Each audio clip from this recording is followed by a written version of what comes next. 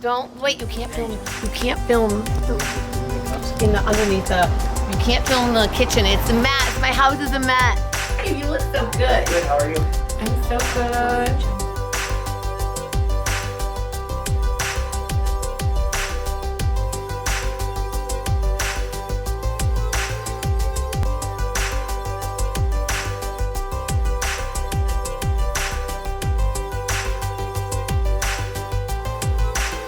Look what I got!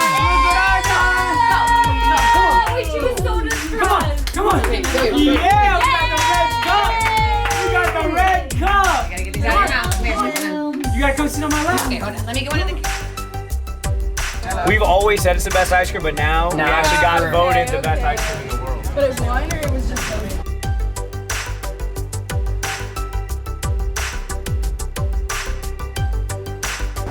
Obey's making another episode.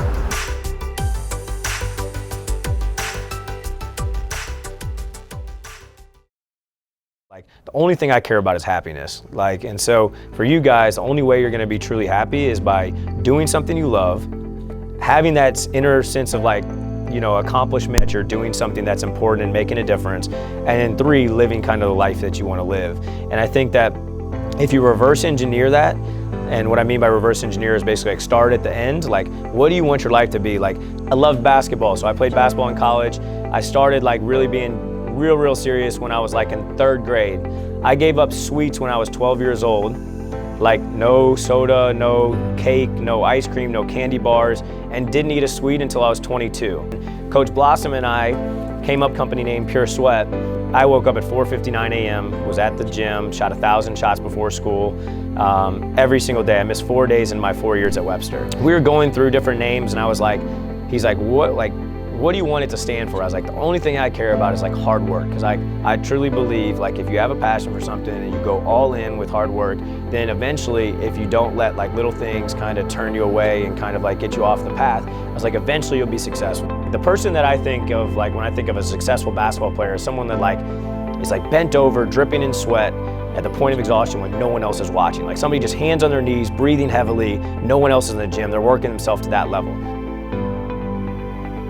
That was my sophomore year right there. This was my junior year. And this was my senior year. Oh, was your... They redid the gym though, this is brand new. State Championship 2008. There's our picture right there. Where? Right up there, forever on the wall. That was the cool thing though, it's like so the only thing we ever talked about was we were like, if you win a state championship, you get your picture on the wall forever. That's so good. There's your senior year. Senior year too, so we got to like end on a win. Yeah. It was clutch. My spot.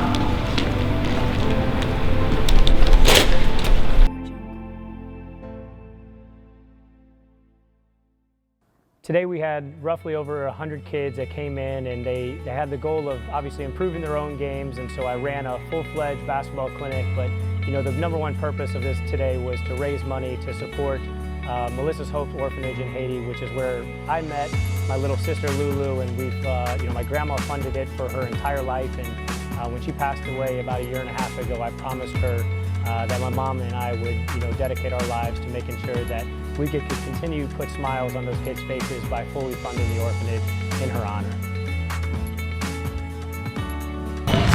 Look, right? Hey, Sam, get him on the episode. Get him on the episode.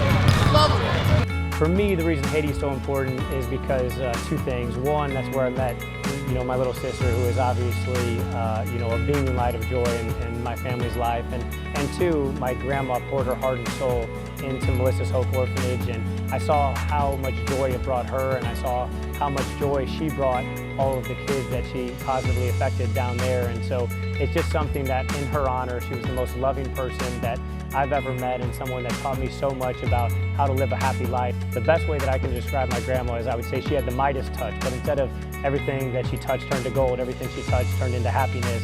And she really did live a life full of peace, joy, and love that brought so many smiles to people's faces, which is something that I kind of try to do in my everyday life as well. Lulu's basketball skills are really good. Pure sweat all the way. Pure sweat.